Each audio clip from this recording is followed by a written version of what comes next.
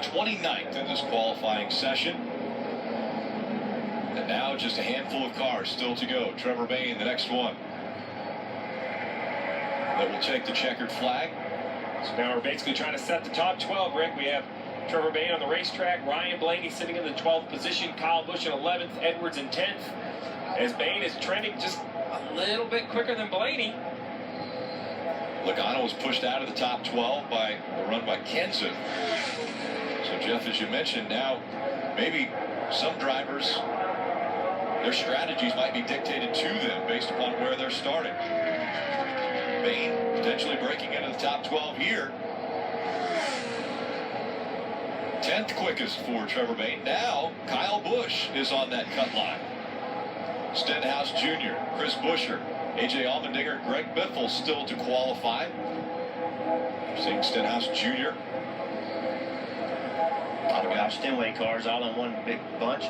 Remember, this qualifying session, it goes based on practice speeds from yesterday. So these teams probably went out in a pack all running together, and they ran their fastest speed in the pack. So that's why they're going out qualifying in the order that they ran. Running right about the same time as what Kyle Busch has run.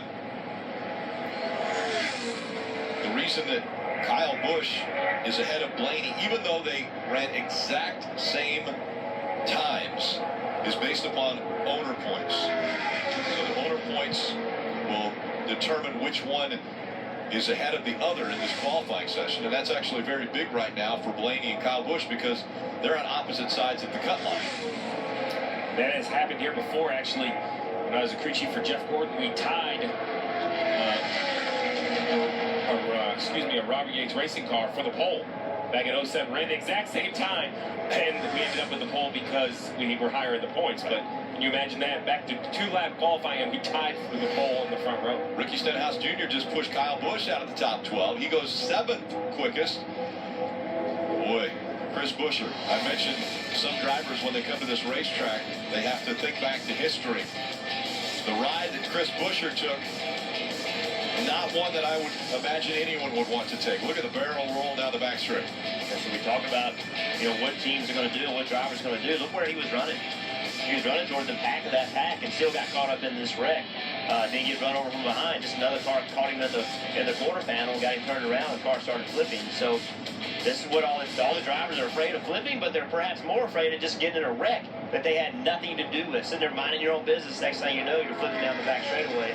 That's what gets everyone's attention at Talladega. We continue to talk about how safe this sport is, and the safety is the #1 priority, but it is still extremely dangerous. These cars traveling at over 190 miles an hour on their own.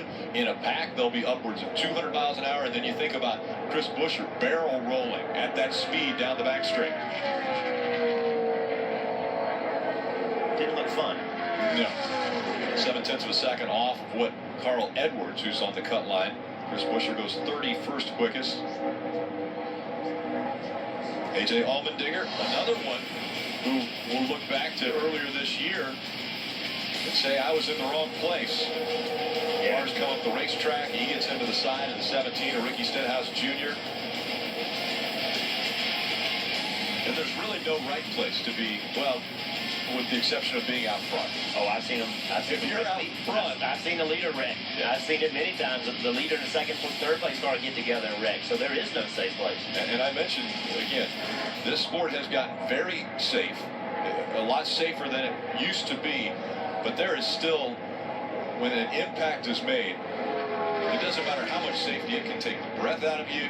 There's still a lot that happens to these drivers, as we saw A.J. Allmendinger climb out of that car. Yeah, it was definitely a hard shot. Looked like it knocked the breath out of him. Yeah. Got out of the car and went down to his knee.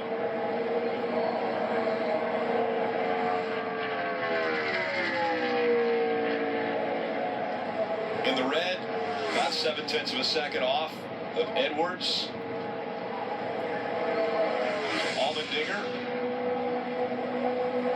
He finishes up his lap in 31st. And the final car of this first round of single car qualifying from Talladega, Greg Biffle. Seen speed from all the Roush Fenway cars. So Carl Edwards is the guy that's in 12th place right now. So If we can knock him out, we'll have another one of our chase contenders not in the final round. Stenhouse Jr. and Trevor Bayne already ahead of where Carl Edwards is on this qualifying list. And into the green goes Greg Biffle. So Greg Biffle potentially will push Carl Edwards out of the top 12. Looks like he's going to easily push him out. That would leave just 7 of the 12 chase drivers. Moving on to the second round.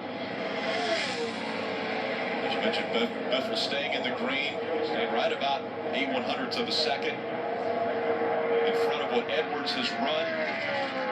As he goes through the tri-oval and coming to the checker flag, the final one in round 1. Greg Biffle, 5th quickest. Good day for Roush Fenway, all 3 cars in the final 12. Jimmy Finney, longtime crew chief, is in charge of the restrictor plate program, so he's done a nice job. We saw him qualify well at Daytona also. Let's go down to pit road, Dave. Back in the garage now with Kyle Busch, who's been bumped out of the final round. So you're getting ready to qualify, and then all of a sudden your car gets pushed back into tech. What'd your team tell you about the infraction that NASCAR wanted you to go back through for? Nothing yet. Not my problem. I just worry about driving it and doing the best I can do there. So did everything right, and we ended up exactly where we thought we were going at 14th. So we'll take it. That's fine, and we'll go race them and tomorrow and see what happens from there. You know, things are so small aerodynamically here. Did it feel any different than it did yesterday before the changes in tech here? No, not at all. Everything was really the same. We did some single car stuff yesterday, just barely. Didn't really do a full mock run or anything and taping it down or anything like that. But knew we had decent speed, and obviously some of our other JGR cars, they had a little bit better speed than ours. I guess I've had 1 speedway pole in my career, so I might end with that. Really not worried about sitting on those, but more times than not, we'd love to be able to finish these things, and that's all we got to worry about tomorrow is being able to capture the right amount of points and able to move on. That's the key tomorrow. Moving on, Rick. Kyle Busch will start 14th. He wants to advance to the round of 8. All the cars in the top 12 will get ready for second round.